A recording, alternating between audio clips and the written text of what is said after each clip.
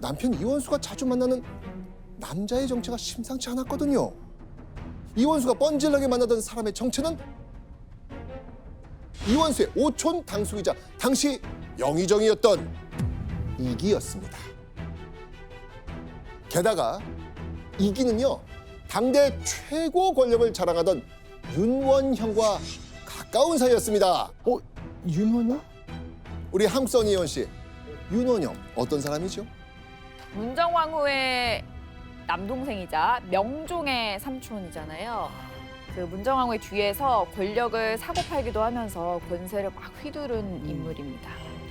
그렇죠. 이원수의 오촌 당숙이었던 이기는 바로 윤원형의 대표적인 신복이었습니다. 그러니까 신사임당의 남편 이원수는 영의정이었던 오촌 당숙 이기의 힘을 빌려 괜찮은 자리 하나 얻어보려고 그 집에 자주 드나든 거였죠. 이 사실을 알게 된 신사임당, 남편 이원수를 불러서 크게 화를 냅니다. 그리고 이렇게 말했죠. 당신 그 집에 발 들여놓지 마세요.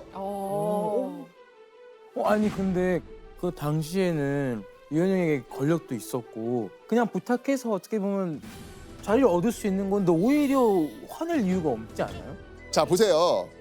관직을 얻으려면 제대로 된 노력해라. 괜한 꼼수를 부리다가는 훗날 더 큰 화가 닥칠 수 있다. 그러니까 남들에게 오해 살 만한 행동 하지 말라는 강력한 경고를 한 겁니다. 아내 신사임당에 이렇게 된토온난 이원수, 과연 어떻게 행동했을까요? 근데 되게 착한 분이신 것 같으니까 일단 알겠다 하고 계속 다니긴 했을 것 같아요. 알겠다 하고. 네, 비밀로 해달라고. 네. 다행히도 이원수는요, 아내 말 듣고요, 이기 집에 드나든 횟수를 줄입니다. 그런데요, 얼마 후 신사임당이 가슴을 쓸어내릴 만한 일이 생깁니다. 아니나 다를까, 남편과 어울렸던 이기가 윤원형과 함께 권력을 남용한 원흉으로 지목돼서 지탄의 대상이 된 겁니다. 신사임당의 현명한 판단으로 가족을 위기에서 구해낼 수 있었던 것이죠. 선견지명이 있었네요. 그렇죠. 이때 이원수 아마 이렇게 생각했을 겁니다. 오, 역시 아내만 죽기 잘했다. 딱 이런 표정. 어이, 잘했다. 큰일 날 뻔봤네. 하지만 이 사건 이후에도요, 신사임당의 소가리는 계속됩니다. 남편 이원수가 관직을 얻을 생각은 안 하고 빈둥빈둥 대기만 했거든요. 신사임당은 치밀어 오르는 화를 꾹꾹 눌러 참으며 남편 이원수가 하루빨리 정신을 차리길 바랬습니다. 그러던 어느 날 인내심이 툭 끊긴 신사임당은 이원수의 심장을 쿵 떨어뜨릴 만한 충격적인 말을 꺼냅니다. 10년 동안 절에 들어가서 공부하고 세요. 10년이요? 그러니까 신사임당이 남편 이원수에게 10년 동안 별거하자고 얘기한 겁니다. 와.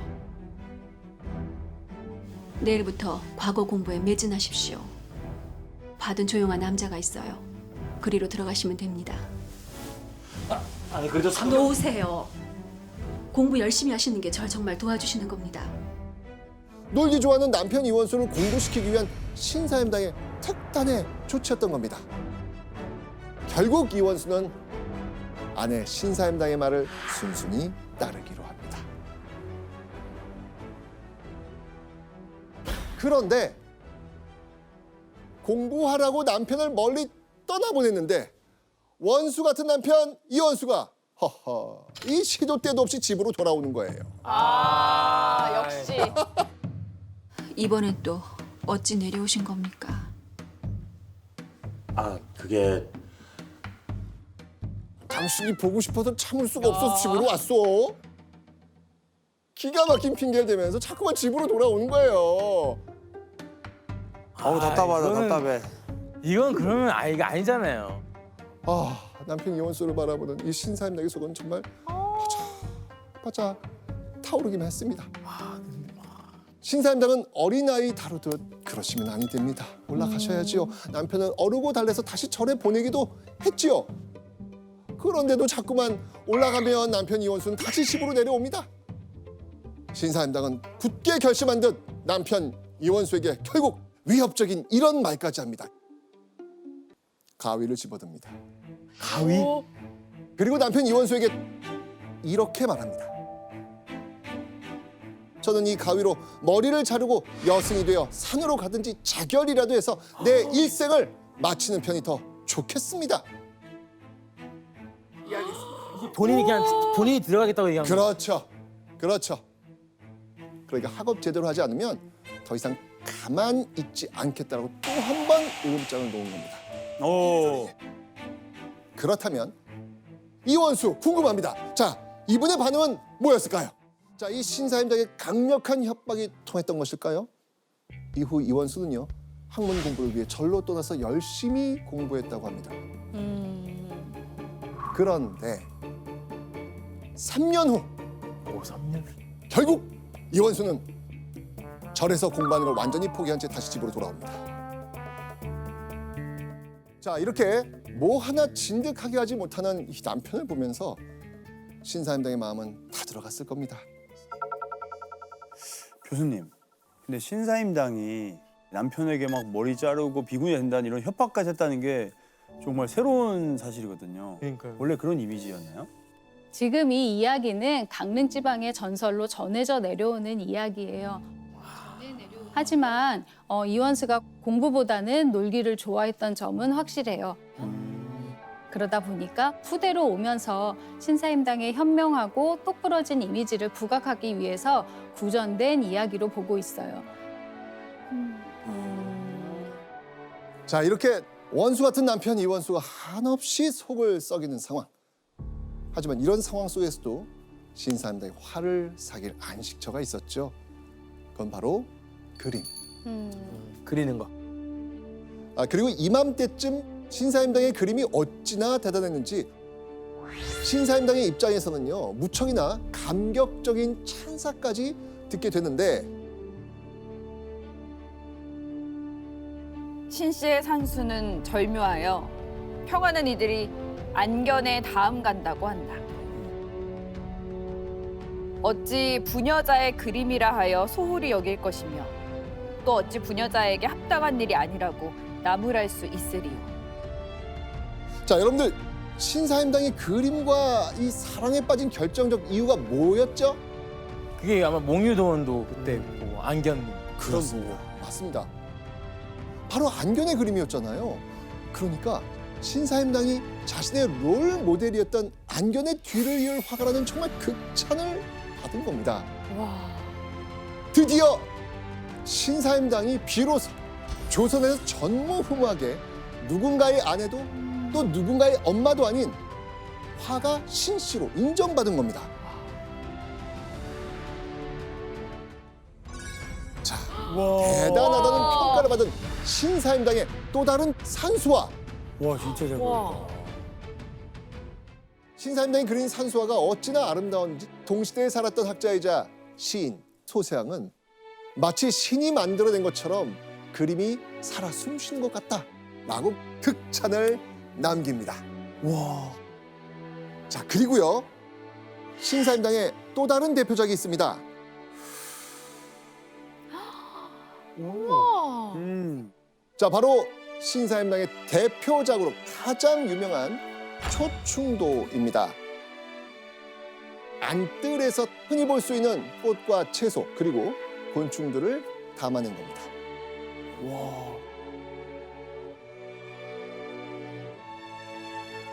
신사임당이 그린 초충도에 얽힌 재미있는 일화가 또 있죠.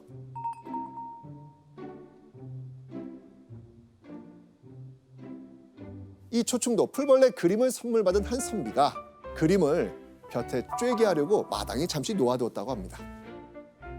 그런데 얼마 지나지 않아 신사임당의 그림을 선물 받은 선비의 입이 떠 벌어진 일이 생깁니다.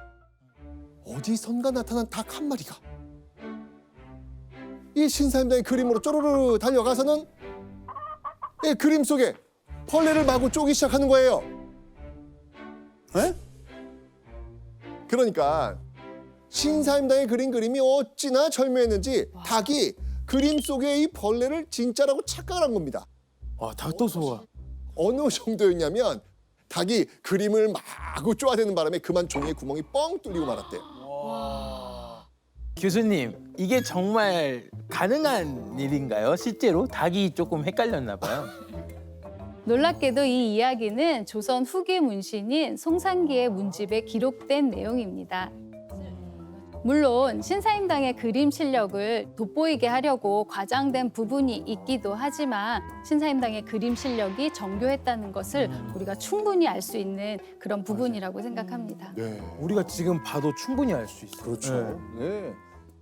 자, 그렇다면 산수화를 주로 그리던 신사임당의 화풍은 대체 왜 갑자기 달라졌을까요?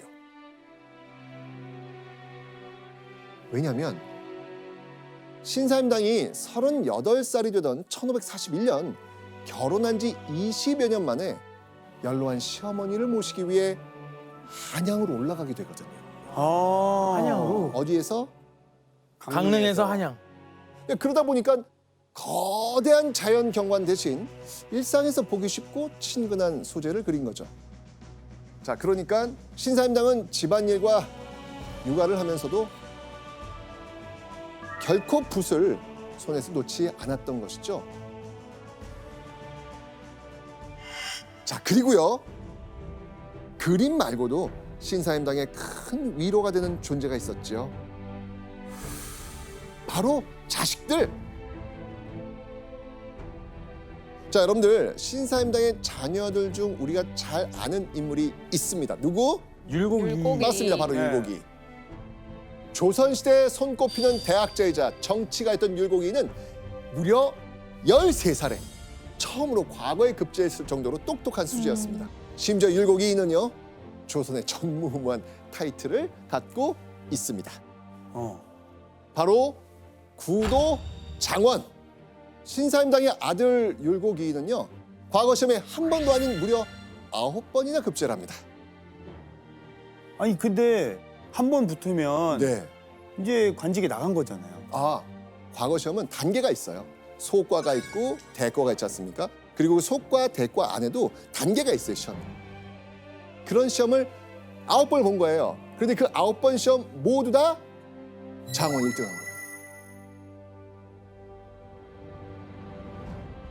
거예요. 1등. 네, 전국 1등. 오. 조선시대를 통틀어 딱 한 번뿐인 유일무이한 사례입니다. 와. 그런데 이 어머니의 재능을 물려받은 건 율곡 이뿐만이 아니었습니다. 바로 신사임당의 첫째 딸입니다. 매창은 부녀자 중에 군자다. 시의 운치는 맑고 깨끗하며 그림 솜씨는 정교하여 그야말로 이 어머니에 이 딸이 있다는 그대로다. 이 매창은요. 작은 사임당이라 불릴 정도로 신사임당만큼이나 그림을 잘 그리기로 유명했습니다.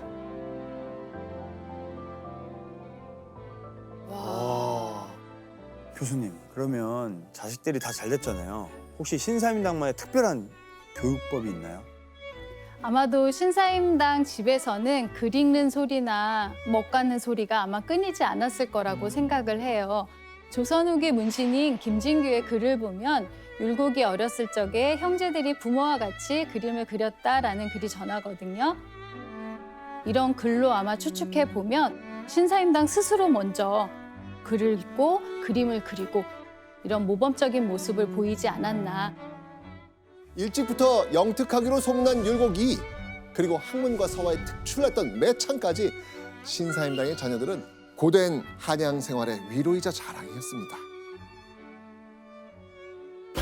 그러던 어느 날 신사임당의 마음을 와장창 무너지게 만든 일이 벌어집니다. 나리께서 집에 안 들어오셨는데? 에? 그럼 집을 안 오셨단 말이야? 아, 부인 먼저 건너가 주무시오.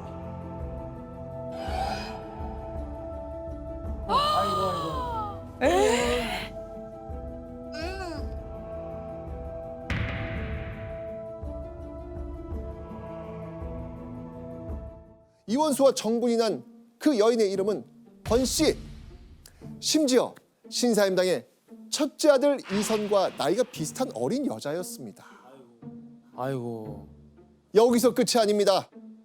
그 권 씨가 술을 또 무척이나 좋아했고요.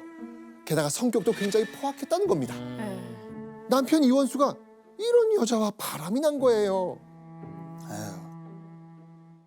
이원수는 비록 공부에 관심이 없고 유유자적 노는 걸 좋아했지만 신사임당의 예술 활동을 믿고 지지해주던 착한 남편이었습니다.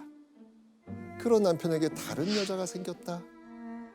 이때 신사임당이 느꼈을 배신감은 아마 이루 말할 수 없었을 겁니다.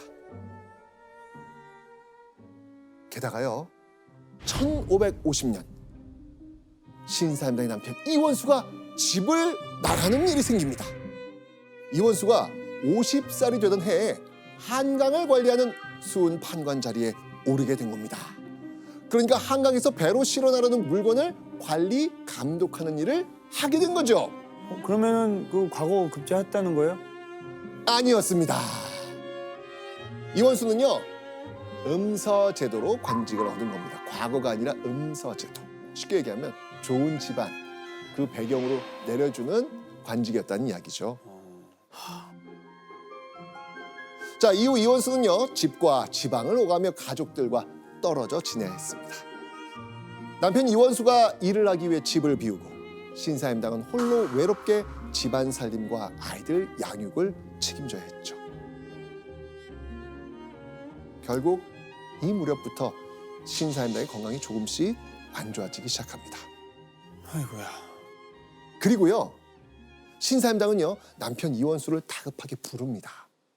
그리고 남편 이원수에게 아주 간곡한 부탁을 하죠. 내가 죽은 뒤에 당신은 다시 장가들지 말아주세요. 라고 부탁을 한 거예요. 조선에서 아내가 남편에게 재혼하지 말라고 얘기하는 거 이거 일반적일 것 같아요? 아니죠.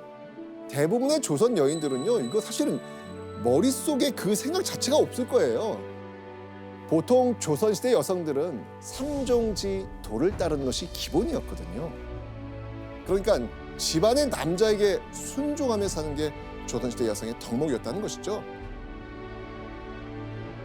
그런데 신사임당은 당차게 할 말은 했던 겁니다. 조선시대의 시선으로 보면 신사임당은요, 남들에게 모범이 되는 현모양처는 더더욱 아니었던 겁니다. 교수님, 그러면 신사임당은 왜 이렇게까지 말한 거죠? 아마도 이원수와 만나는 여인의 성품을 알고 있었기 때문에 이렇게 단호하게 얘기하지 않았을까 생각합니다. 권 씨의 직업이 주모였다고 추정을 하기도 하거든요. 성격도 포악했고 또 술도 좋아한다고 했었잖아요. 사임당이 돌아가실 때 막내 아들의 나이가 고작 10살이었거든요. 아마 남겨질 칠남매의 걱정 때문에 이런 간절한 말을 하지 않았을까 생각합니다.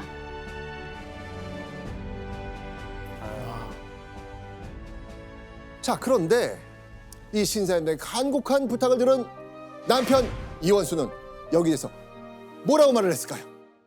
온갖 핑계를 대면서 그럼에도 불구하고 결혼하겠다면서 아내 신사임당의 의견에 극구 반대합니다. 아, 이 사람. 자신의 말에 반대하는 남편 이원수를 보고 신사임당 과연 가만히 있었을까요? 이원수의 말문이 턱 막힐 때까지 조목조목 남편의 의견을 반박합니다. 심지어는요, 이미 아들이 넷이나 있는데 다시 장가들 이유가 없지 않나요? 맞아. 이렇게 말하면서 남편의 재혼을 강력하게 막으려고 했습니다. 아유. 그런데 자신의 얼마 남지 않은 운명을 예감했던 걸까요? 와. 신사임당은 남편에게 당부의 말을 남기고 얼마 지나지 않은 1551년 5월 17일 48의 나이로 생을 마감합니다.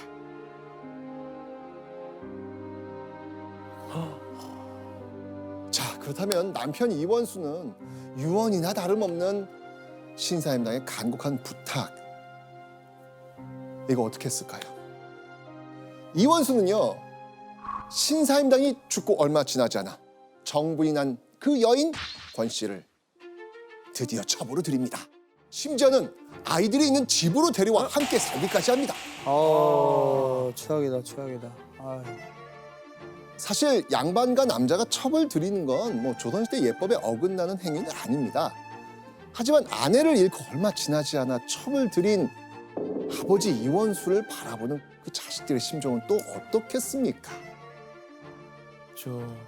자식들이 있는데 또 게다가요, 신사임당의 첫째 아들이었던 이선은 이원수의 첩 권씨와 얼굴을 마주칠 때마다 싸웠을 정도 사이가 좋지 않았다고 합니다.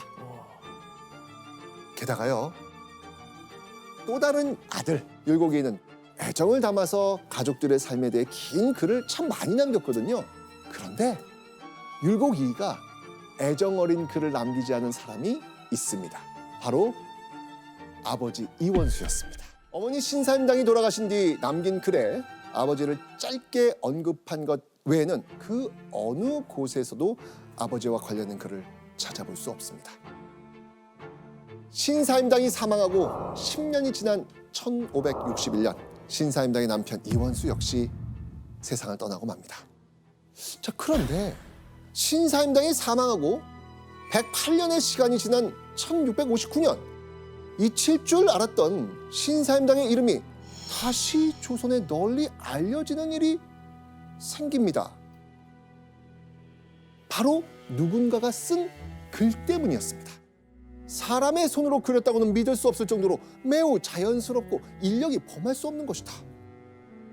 이 글을 적은 사람이 바로 조선 후기학자 송시열입니다. 자, 송시열은요, 조선 왕조실록에 무려 3,000번 가까이 와. 이름을 올렸을 정도로 당대 굉장히 유명한 학자이자 정치가였습니다. 그런 송시열이 신사임당의 초충도를 우연히 보고 신사임당의 그림 실력을 극찬하는 이런 글을 남긴 거예요. 여러분들, 화가로서 신사임당의 천재성을 높게 산 것처럼 보이시죠? 네. 그런데요, 그런데요? 송시열이 남긴 이 글, 이 글 속에는 다른 숨겨진 이유가 있습니다. 마땅히 그가 율곡 선생을 낳으심이 당연하다. 송시열은요, 신사임당의 아들 율곡 이의 학문과 사상을 이어받은 율곡학파의 관료였습니다. 그래서 신사임당의 그림을 보니 과연 자신이 따르는 율곡 이의를 낳을 만하다라고 칭찬한 겁니다. 결국 조선 초기 화가 신씨로 이름을 날리던 여인 신사임당은 송시열에 의해 뛰어난 능력을 가진 화가 신사임당이 아닌 율곡의 어머니로 재탄생하게 된 겁니다. 여기서 끝이 아닙니다. 신사임당의 현모양처 이미지는요, 1960년대 다시 한번 강조되기 시작합니다. 1960년대에는요, 일제강점기와 6.25 전쟁을 겪으며 훼손된 그 민족의 주체성과 정체성을 회복해야 되는 그런 시기였거든요. 그러니까 국가 재건을 위해 여성들의 힘을 동원하기 위한 명분으로 다시 한번 신사임당이 소환되는 겁니다. 바로 이때 확고히 자리 잡은 것, 그게 어떤 이미지다? 현모양처 이미지. 조선시대의 신사임당은요, 현모양처라는 틀에 가둬두기에는 너무나 큰 사람입니다.